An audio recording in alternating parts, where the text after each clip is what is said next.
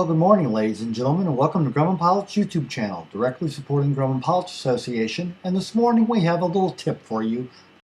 Here's a little trick you can use when you're trying to put your exhaust up by yourself. Take one of the cotter pins that normally goes into the main landing gear and just use it like a bobby pin.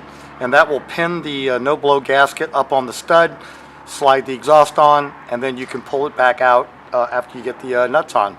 So it's a little quick trip, allows you to do a lot of things by yourself on an airplane.